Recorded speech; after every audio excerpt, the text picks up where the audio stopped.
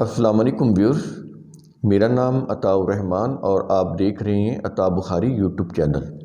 قرآن کریم کی مسلسل ایکسپوزیشن کے سلسلہ میں آج ہم سورہ آل عمران کی آیت نمبر 6 کی انٹرپریٹیشن کریں گے۔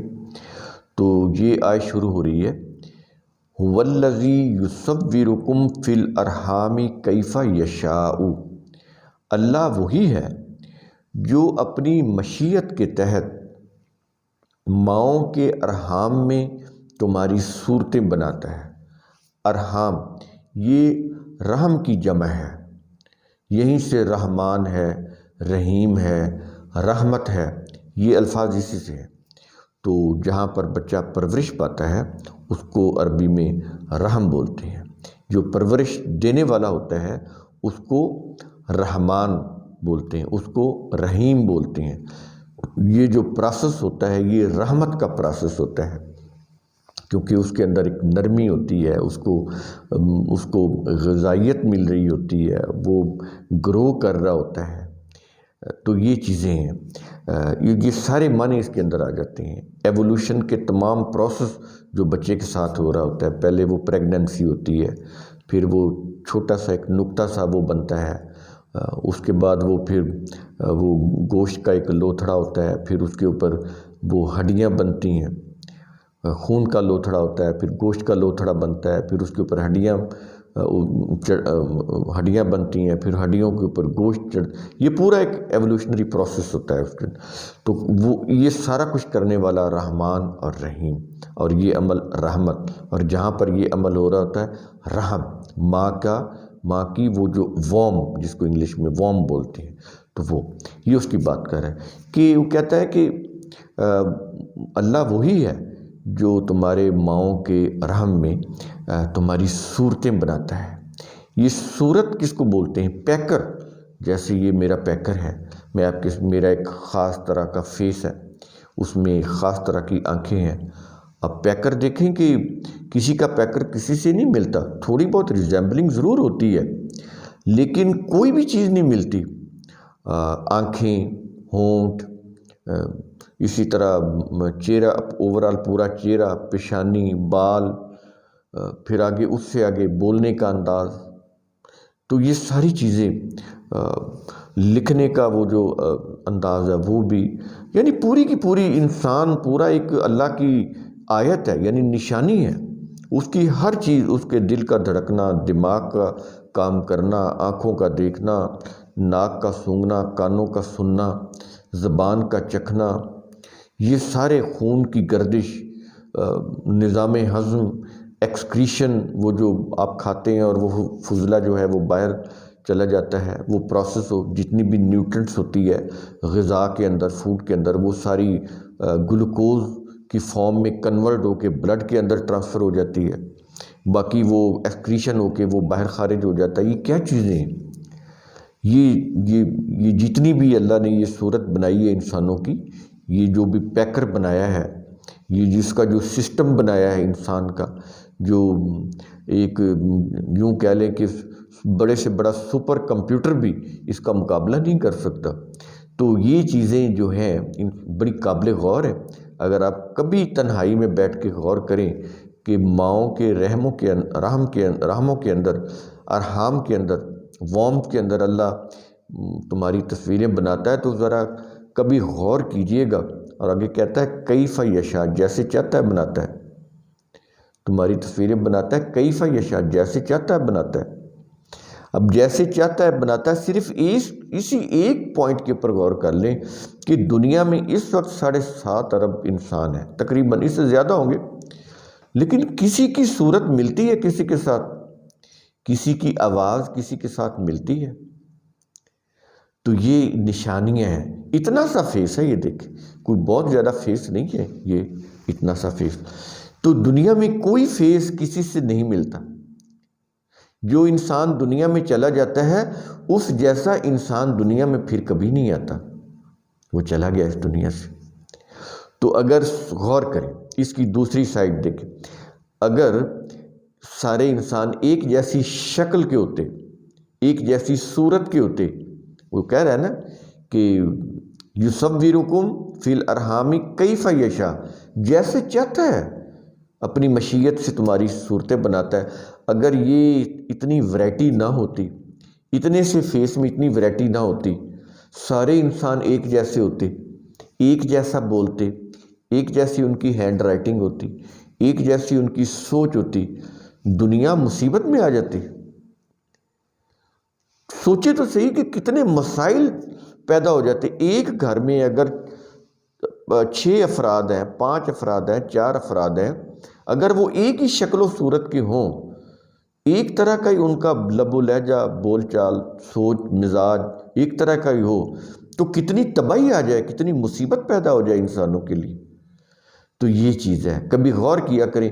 یہ قرآن کریم، میں اس لیے بار بار اپنے ہر ویڈیو کا اینڈ اس کے اوپر کرتا ہوں، ثم تتفکر۔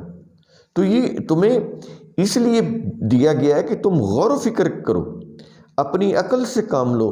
اور آج سائنس کیا کہہ رہی ہے کہ دماغ کام کر کے تھکتا نہیں ہے۔ یہ بڑی زبردست یہ نئی ریسرچ آئی ہے۔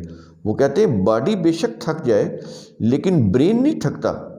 برین اصل میں ہوتا یہ ہے کہ جب بہت زیادہ آپ کام لیتے ہیں، برین اتنا ہی زیادہ اس میں سمارٹ ہو جاتا ہے اس کام میں، لیکن ہوتا یہ ہے کہ کام کر کر کے تھوڑی سی آپ اس میں اکتاہٹ سی فیل کرنے لگ جاتے ہیں۔ اس کا یہ ہے کہ تھوڑا سا آپ ذرا چل پھر لیں، تھوڑی سی آپ اس کو اپنے آپ کو ریفریش کر لیں، لیکن دماغ آپ کا فریش ہی ہوتا ہے۔ یہ چیز ہوتی ہے۔ تو اب دیکھیں کہ آپ سو رہے ہوتے ہیں لیکن دماغ کام کر رہا ہوتا ہے، وہ نہیں سوتا۔ تو دماغ تو ریسٹ لیس ہے، وہ تو کام کرتا رہتا ہے۔ تو یہ چیزیں اگر آپ غور کریں، اپنی کائنات کے اوپر غور کرنا تو بہت دور کی بات ہے۔ اگر آپ اپنے اس 5.5 فٹ، پونے 6 فٹ کے قد کے اوپر غور کر لیں تو دیکھیں کتنے حقائق واضح ہو جاتے ہیں انسانوں کے اوپر۔ تو کہتا ہے کہ وہی اللہ ہے جو اپنی مشیت کے تحت ماؤں کے ارحام میں تمہاری صورتیں بناتا ہے، جیسے چاہتا ہے بناتا ہے، کیف یشاء۔ اور آگے کہہ رہا ہے لا الہ الا هو العزیز الحکیم۔ اب دیکھیں کہاں پر یہ لفظ لے کر آ رہا ہے، کہتا ہے اس کے سوا کوئی الہ نہیں۔ یہ چیزیں یہ بتانے کے بعد کہ جیسے چاہتا ہے ماؤں کے ارحام میں تمہاری صورتیں بناتا ہے، وہاں پر یہ کہہ رہا ہے، یہ کہنے کے بعد کہہ رہا ہے کہ اللہ کے سوا کوئی الہ نہیں۔ جب اللہ کے سوا کوئی الہ نہیں ہے، یعنی حاکمیت اللہ صرف اسی کے پاس ہے۔ اصل حاکم وہی ہے، حکمران وہی ہے جس نے تمہیں پیدا کیا، تمہارے ماؤں کے ارحام میں تمہیں پیدا کیا، تمہاری صورتیں بنائیں، تو پھر اسی کا حق بنتا ہے، تمہارا فرض بنتا ہے کہ تم صرف اسی کا حکم مانو، ورشپ نہیں۔ ورشپ تو یہ تو یوں کہہ لیں کہ اللہ کے آرڈرز کو اوبے کرنے سے جان چھڑانے کے لیے ہے، یوں کہہ لیں آپ، آسانی کے لیے، تاکہ آرڈرز نہ مانے جائیں، بس ورشپ کر کے اللہ کو خوش کر لیا جائے۔ تو ایسا نہیں ہے۔ اللہ تو نہ خوش ہوتا ہے نہ ناراض ہوتا ہے، اس کے اندر تو انسانی جذبات ہی نہیں ہوتے کہ آپ اس کو ورشپ کر کے منا لیں گے۔ تو لا الہ الا ہو، کہ اس کے سوا کوئی حاکم نہیں ہے، کوئی حکمران نہیں ہے، کوئی ایسی ہستی نہیں ہے جس کے حکم کی اتباع کی جائے، جس کے حکم کی روح سے ایک نظام بنا کے اس کی اطاعت کی جائے۔ تو وہ صرف ایک اللہ ہے۔ کہتا ہے کہ وہ ایسا اللہ ہے کہ هو العزیز، کہ وہ غلبے والا ہے، زبردست قوت والا ہے، اس کے پاس اقتدار ہے۔ لیکن یہ جو اس کا غلبہ اور اقتدار ہے، جو قوت ہے، وہ ڈکٹیٹرشپ کی نہیں ہے۔ کیوں کہ ساتھ ہی ایک اپوزٹ ایٹریبیوٹ لے کر آ رہا ہے۔ کہتا ہے اس لیے کہ الحکیم، عزیز الحکیم، العزیز اور الحکیم یہ دونوں اپوزٹ ایٹریبیوٹ ہیں۔ ظاہر ہے جس کے پاس اقتدار ہو، طاقت ہو، قوت ہو، وہ تو دنیا میں ایسے وہ ہر چیز کو یوں ایسے اڑاتے ہوئے چلا جاتا ہے، پرواہ ہی نہیں کرتا۔ کسی کی جان لے لے، کسی کو جان سے مار دے، ملکوں کے ملک اڑا کے رکھ دے، بمباری کر کے، حملہ کر کے۔ طاقت ہے نا، اس کے پاس قوت ہے، اقتدار ہے، جو چاہے۔ جیسے جو بڑے کنٹریز ہیں، جو جن ملکوں میں چاہے وہ اپنا قانون بنا کے تو وہاں پر جنگ چھیڑ دیتے ہیں اور وہاں کے لوگوں کو کنگال کر کے رکھ دیتے ہیں. طاقت ہے نا ان کے پاس، اقتدار ہے. تو یہ ظلم کی طاقت ہے، یہ ڈکٹیٹرشپ ہے جو تباہی لاتی ہے معاشرے کے اندر. اور ایسا نہیں ہے کہ وہ اس سے بچ جاتے ہیں، نہیں. دیکھیں جن ممالک نے دوسرے ممالک کا استحصال کیا ہے، آج یہ دیکھیں کہ وہ خود کتنے قرضوں میں پھنسے ہوئے ہیں. ان کی معیشت قرضوں میں جکڑی پڑی ہے. بڑے بڑے ممالک ان کا یہ جتنا بڑا ملک اتنا بڑا وہ دنیا میں اس کا خواب کہ میری حکومت ہو، میری پالیسی چلے، میرا ورلڈ آرڈر چلے، اور اتنا ہی وہ قرضوں میں جکڑا ہوا ہے. یہ ہے قانون مکافات عمل. تو تباہی میں تو وہ بھی گھرے ہوتے ہیں لیکن وہ بظاہر نظر نہیں آ رہی ہوتی. تو یہ کہتا ہے کہ لا الہ الا هو العزیز الحکیم، وہ اللہ جو انتہائی زبردست قوتوں کا مالک ہے، اقتدار کا مالک ہے، لیکن اس کی قوت اور اس کا اقتدار دھونس پر، جبر پر، ڈکٹیٹرشپ پر مبنی نہیں ہے. کس کے اوپر مبنی ہے؟ الحکیم، حکمت پر مبنی ہے. کیونکہ وہ الحکیم ہے، وہ اتنی بڑی طاقت رکھنے کے باوجود وہ الحکیم بھی ہے. تو وہ اپنی اتنی زیادہ قوت، طاقت اور اقتدار کو ظلم کے لیے استعمال نہیں کرتا، وہ ڈکٹیٹرشپ قائم کرنے کے لیے استعمال نہیں کرتا کہ کسی کے ساتھ ظلم کرے، نہیں. اس لیے کہ وہ الحکیم بھی ہے، کہ اس کے تمام جتنی بھی طاقت ہے، جتنی بھی قوت ہے، جتنا بھی اقتدار ہے، وہ حکمت کی روح سے وہ اس کو ایکسرسائز کرتا ہے. ایسا نہیں ہے کہ خالی ڈکٹیٹرشپ کی روح سے فیصلے کرے، خالی ڈکٹیٹرشپ کی روح سے کوئی کام کرے. نو، وہ جو بھی اپنی قوت ہے، طاقت ہے، اقتدار ہے، غلبہ ہے جو بڑا ہی زبردست ہے، اس کو حکمت کی روح سے استعمال کرتا ہے، حکمت کے ساتھ. اس لیے کہ وہ الحکیم ہے. حکیم کون ہوتا ہے؟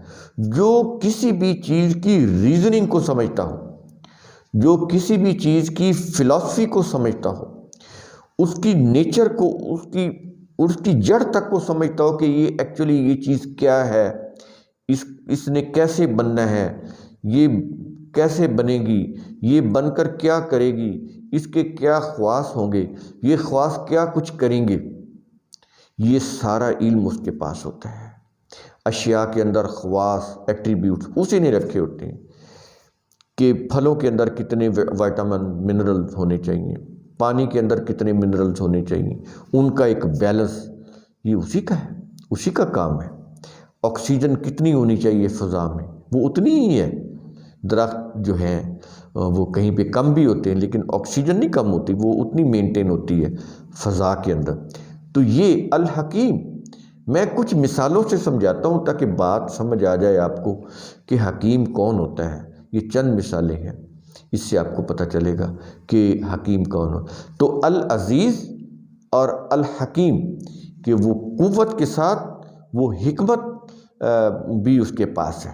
تو اس کی جتنی بھی قوت ہے وہ صرف اور صرف یہ نہیں ہے کہ طاقت یا وہ جبر کے لیے ہو، بالکل نہیں. اس کی جتنی بھی قوت ہے وہ حکمت کے ساتھ ہے. اس سے پھر کیا ہوتا ہے، انسانوں کو ربوبیت ملتی ہے، انسانوں کو رزق ملتا ہے، انسانوں کو اس کی طرف سے عافیت ملتی ہے. کائنات جو ہے بڑی حفاظت کے ساتھ چلتی چلی جا رہی ہے. ورنہ تو اوپر اتنے کرے ہیں، گلیکسیز، وہ کسی چیز کے اوپر تو نہیں ہے. اربوں سٹارز ہیں، کتنا بڑا سورج ہے، اور سورج سے کتنے بڑے آگے ستارے ہیں. تو یہ سارے کے سارے معلق ہیں، یعنی لٹکے ہوئے ہیں فضا میں. اپنی کش ثقل سے وہ فاصلہ بھی مینٹین کر رہے ہیں اور گھوم بھی رہے ہیں. پھر ان کی گردشیں بھی کئی طرح کی ہیں. زمین کی گردش وہ کئی طرح کی ہے. ایک تو وہ اس طرح گولائی میں گھوم رہی، پھر گھومتے گھومتے وہ آڑی ترچھی بھی ہوتی رہتی ہے جس سے موسم بدلتے ہیں. تو یہ ساری یہ کیا چیز ہے، یہ حکمت ہے اللہ کی. اس کو قرآن کریم نے الحکیم کا ہے، اپنے آپ کے لیے خود کو الحکیم کا ہے. تو سمجھے کہ العزیز اور الحکیم یہ دو صفات ہیں اللہ کی، دونوں حالانکہ اپوزٹ ہیں. تو کہتا ہے دونوں ہمارے اندر ہیں تاکہ تمہیں ربوبیت ملے، یعنی تمہیں نشو و نما ملے، تمہاری گروتھ ہو، تمہاری ڈیولپمنٹ ہو، تمہارے لیے یہ جو کائنات ہے یہ بیلنس میں رہے، کہیں کوئی بیلنس آؤٹ نہ ہو، تمہیں کوئی نقصان نہ ہو جائے۔ آکسیجن کا ایک بیلنس ہے، پانی ہے، بارش ہے، نباتات ہیں، موسم ہے، سرد گرم اور وہ خزاں بہار، یہ سارے یہ کیا چیزیں ہیں، یہ اتنے کھانے کی ورائٹیاں، جانور، مختلف طرح طرح کے کھانے کے وہ چیزیں، تو یہ جتنی بھی چیزیں ہیں انسانوں کے لیے ہیں، اور کس کی روح سے ہیں؟ اس کے العزیز اور الحکیم، یہ دو صفات کام کر رہی ہیں کائنات کے اندر، جس کی روح سے یہ ماؤں کے جو ارحام ہیں، وارمز، ان کے اندر پریگننسی ہوتی ہے، بچہ ڈیولپ ہوتا ہے، اندر اس کو غذا مل رہی ہوتی ہے، اور جب وہ باہر آتا ہے تو باہر بھی اللہ تعالیٰ ماں کے سینے سے اس کے لیے غذا کا بندوبست کر دیتا ہے۔ پھر جیسے جیسے بچہ بڑا ہوتا جاتا ہے ویسے ویسے ماں کا دودھ بھی گاڑھا ہوتا چلا جاتا ہے، کیونکہ اس کو گروتھ ہو رہی ہوتی ہے تو اس کو فیٹ کی بھی زیادہ ضرورت ہوتی ہے۔ شروع میں گروتھ کم ہوتی ہے تو اس کو فیٹس کی کم ضرورت ہوتی ہے، تو اس لیے شروع میں ماں کے دودھ میں فیٹ بھی کم ہوتا ہے۔ تو یہ دیکھیں یہ چیز ہے۔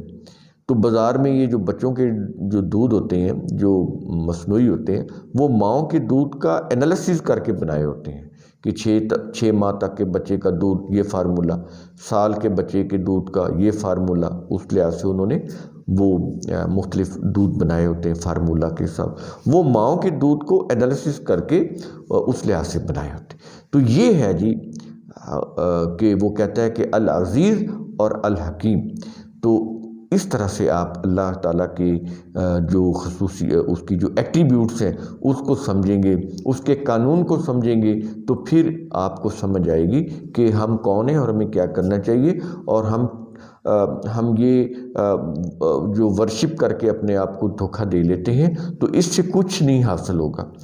حاصل اس وقت ہوگا جب آپ اللہ کے قوانین کو فالو کریں گے، اس کی روح سے نظام بنائیں گے اور نظام کی اطاعت کریں گے، تو پھر فائدہ ہوگا، اور وہ نظام ریاست کی سطح کے اوپر ہونا چاہیے۔